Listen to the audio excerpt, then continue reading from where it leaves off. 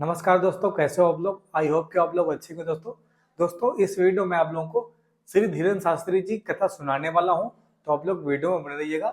भागवत की जो लोकेशन है दोस्तों, वो रिको ग्राउंड, रामगंज मंडी, कोटा, राजस्थान। इस लोकेशन की भागवत मैं आप लोगों को सुनाने वाला हूँ, तो आप लोग वीडियो में बने रहिएगा। और भाई आप लोग देखेंगे तो अभी भी लोग आना बंद नहीं किए हैं, अभी भी लोग आ रहे हैं। देखो तो दोस्तों आप लोग देख पा रहे हो कि ये रहा ग्राउंड और यहाँ पर भागवत होनी है और अभी कुछ देर में स्टार्ट हो जाएगी।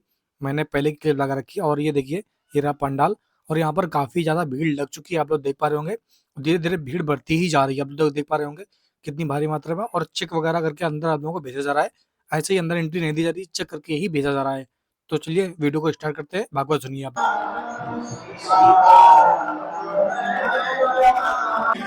हम तुम्हारे अंदर ऐसा प्रेम चाहते हैं, हम तुम्हारे अंदर ऐसा भाव चाहते हैं, हम तुम्हारे अंदर ऐसा फक्कड़पन चाहते हैं कि भले ही जेब में 2 फूटी कौड़ी ना हो पर चाल सम्राटों जैसी हो। सीताराम सीताराम, मुस्कुराहट बादशाहों जैसी हो। भले ही दुनिया लुटती हो लुट जाए, जय राम जो होना हो सो हो जाए। सीताराम सीताराम, जिसको भला बुरा लगना हो लग जाए। जय राम जय राम। तुम तो खेलो खेलो और खुश रहो। हनुमान के दर को पा जाने के बाद शास्त्री महाराज की, बजरंगबली का साथ और उनका हाथ अपने माथ पर पा जाने के बाद यदि तुम खिलना पाए, खुलना पाए, खुश ना हो पाए तो तुम कुछ ना पा पाए जीवन में। बनना तो ऐसा है, ये कामनाएं, चाहे की कामना टिकती नहीं, रुकती नहीं। सीताराम सीताराम। किसी रेगिस्तान में एक आदमी चला जा रहा था। भयंकर रेती गर्मी का मौसम था, जून का महीना, और प्यास से व्याकुल आदमी चारों तरफ देख रहा था कि कोई पानी दिखाई पड़े, कोई कुआं दिखाई पड़े या झरना दिखाई पड़े तो मेरे प्राण बच जाए और मुझे पीने को पानी मिल जाए। पर दूर दूर तक, सुदूर तक देखने के बाद उसे पानी ना दिखाई पड़ा। वो चलता गया। तपती दोपहरी में सूर्य चमक रहा था और बड़ी दूरी पर उसे लगा जैसे कुछ चमक रहा है, मानो कोई झील है या कोई पानी का सरोवर है या कोई तालाब है। उसे लगा वहां मैं बच जाऊंगा, मैं थोड़ा जल्दी जाऊं, मैं थोड़ा दौड़ कर जाऊं, मैं थोड़ा तेज जाऊं, मैं थोड़ा भाग कर जाऊं ताकि जल्दी प्यास बुझा लूं, ताकि मैं मरने ना पाऊं। और वो दौड़ा और वो भागा और वो गया। मेरे पागलों, वो नजदीक जैसे ही पहुंचा तो पाया कि ना वहां कोई तालाब है, न कोई झील है, न कोई पानी का समंदर। तपती हुई धूप में रेत इतनी जोर से चमक रही थी कि वो पानी दिखाई पड़ रही थी, हरे कृष्ण, पर पानी था नहीं। बोलो शंकर भगवान की। अब तो मानो ये बेहोश हो गया, महाराज की जय। घुटने के बल बैठ गया तपती रेत में और अंदर ही अंदर सोचने लगा कि बचना कठिन है। जय जय राम। फिर इसने हिम्मत लगाई कि यहां मरने से तो बेहतर है कि थोड़ा और जाए, कहीं ना कहीं तो पानी मिलेगा, यहां नहीं मिला तो आगे मिलेगा। पर वो ये बात भूल चुका था कि वो रेगिस्तान इतना बड़ा था कि कई 100 किलोमीटर में सिर्फ रेत थी। ठीक जिंदगी भी तुम्हारी ऐसी ही है। तुम इच्छा, सुख और शांति की चाह में कई किलोमीटर चले जा रहे हो। कभी तुम इस दरबार में आ रहे हो, कभी तुम उस दरबार में जा रहे हो, कभी तुम इस गुरु के पास जा रहे हो, कभी तुम उस गुरु के पास जा रहे हो, कभी तुम ये पूजा कर रहे हो, कभी तुम भूत भुतैया मना रहे हो, कभी तुम भभूति खा रहे हो कि शायद अब शांति मिल जाए। पर ये बात तुम भूल गए, शांति बाहर नहीं है, शांति अंदर है। बाहर परमात्मा नहीं है, परमात्मा अंदर है। वो तुम्हारे मन में बैठा है और उसको देखने के लिए दौड़ने की आवश्यकता नहीं है, बैठने की आवश्यकता। इसलिए पहले के जितने दरबार लगे हमने एक बात हमेशा पुकार के कहा, और बहुत सावधानी पूर्वक बार बार कहा, और आज फिर हम तुमको चेता करके सावधान करके भेजना चाह रहे हैं तुम्हें घर, कि शायद तुम हमारे पास से कुछ ले जाओ। भटकने पे तुम्हारी स्थिति ठीक रेगिस्तान में फंसे हुए आदमी की तरह हो जाएगी, और तुम मरते दम तक अपने बच्चों को कुछ ना दे पाओगे, तुम भी कुछ ना पा पाओगे। मरते मरते तुम इसी इच्छाओं के साथ मर जाओगे कि पूरी जिंदगी हमने भगवान को भजा और हम कुछ ना पा पाए, और पूरी जिंदगी तुम लोगों के उलाए ना ताने और बेइज्जती सहते सहते चले जाओगे, तुम कुछ ना पा पाओगे। जो तुम पर हंस रहे हैं, जो तुम पर उंगलियां उठा रहे हैं, तुम्हारी भक्ति पर प्रश्न चिन्ह खड़ा कर रहे हैं, यदि तुम उनको मुंह तोड़ जवाब देना चाहते हो तो आज की बात हमारी तुम गांठ बांध लो। तुम भटको मत, अटको, तुम जहां हो वहीं उसको हो जाओ, उसको कृपा करनी ही पड़ेगी। आज नहीं तो कल, कल नहीं तो परसों, परसों नहीं तो बरसों में उसको सुनना ही पड़ेगा।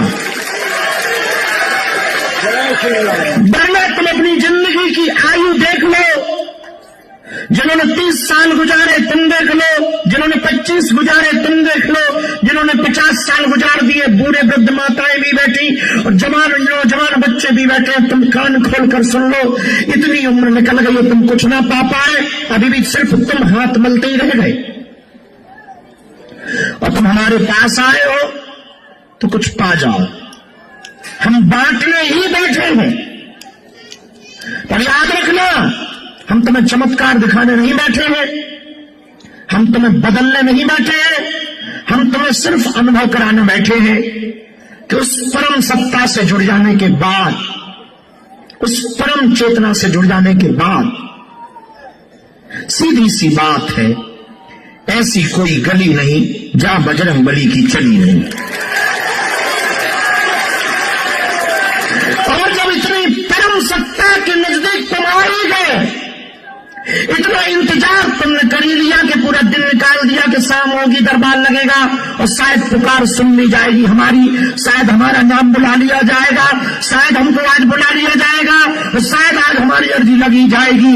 एक बात तुम खबरदार होकर के सुन लो, बात मान लो, तुम्हारी सुन ली ही गई तब तुम यहां आए। जब आओ वो दिन मंगल का है, तुम इन चक्करों में भी मत पड़ो कि पर्चा बने तब चमत्कार होगा। तुम्हें नहीं शक्तियां दिखाई पड़ रही तो क्या हुआ, शक्तियों को तो तुम दिखाई पड़ रहे हो। और तीसरी बात भी तुम ध्यान रखना, जय सिया राम, जय सिया राम। जितने के जीवन में बदलाव हुआ, वो बदलाव उसी के कारण हुआ है, हमारे कारण नहीं हुआ है। तुम्हारे जीवन में भी बदलाव तुम्हारे कारण हो सकता है, हमारे कारण नहीं। हम तो तुम्हारी बाहें पकड़ के केवल उससे जोड़ सकते हैं। और लोग हमसे पूछते हैं कि तुम करना क्या चाह रहे हो, ये तो हमें भी पता नहीं कि हम क्या करना चाहें, हम कर रहे हैं बस। एक बात हमको आज समझ में आई, थोड़ी देर पहले हम नहा रहे थे, बहुत थके थे, मन में यह था कि थोड़ी देर जाएंगे, थोड़ा दरबार लगाएंगे, आएंगे और सो जाएंगे। पर नहाते नहाते कोई हमसे बोला, आदमी तो नहीं बोला, ये तो पक्का है क्योंकि वहां बाथरूम में दूसरा कोई था नहीं। नहाते नहाते उसने कहा कि ये भाग दौड़, ये उथल पुथल, इतनी लंबी लंबी यात्राएं, इतनी मेहनतें तुम किसके लिए कर रहे हो? थोड़ी देर हम रुके, अगल बगल हमने देखा भी, जैसा कि आदमी को थोड़ा भय होता है कि भाई ये बोल कौन रहा, पर लगा कि कोई नहीं है, तो लगा हमारा मन बोल रहा है। तो हमने अपने मन को एक बात से जवाब दिया कि तुमने पूछा कि ये भाग दौड़, ये यात्राएं, ये पद यात्राएं, ये कन्या विवाह अभी 15 फरवरी को होने वाला, ये रातों भर जागना, ये दरबार लगाना, ये भागना, ये भगाना, किसके लिए? तो हमने अपने मन को एक जवाब दिया, उस आदमी को जो बाथरूम में था, ये उस आदमी की बात। हमने उससे कहा, माय डियर भाई साहब, ये जगाना, ये यात्राएं, ये पद यात्राएं हम हिंदू राष्ट्र के लिए नहीं कर रहे, हिंदुओं के लिए नहीं कर रहे, हम इस देश के प्रत्येक व्यक्ति को अपने जैसा बनाना चाहते हैं।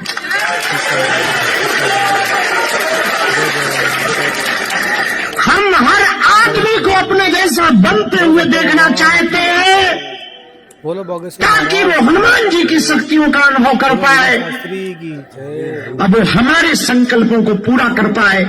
एक अकेला मैं देश को नहीं बदल सकता हूँ, इसलिए मैं अपने जैसे बहुत लोगों को चाहता हूँ। और लोग हमसे पूछते हैं कि आप कई बार कथाओं में बड़ा गड़ा गड़ा करके किसी को देखते हो, इसलिए गड़ा गड़ा के नहीं देखते हैं कि वो दिखता है तो देखते, इसीलिए देखते हैं कि कहीं ये कोई वो हमारा आदमी तो नहीं है जो हमारे संकल्पों को पूरा कर पाए, जो हमारी यात्रा को पूरा कर पाए, जो हमारी विचारधारा को आगे बढ़ा पाए।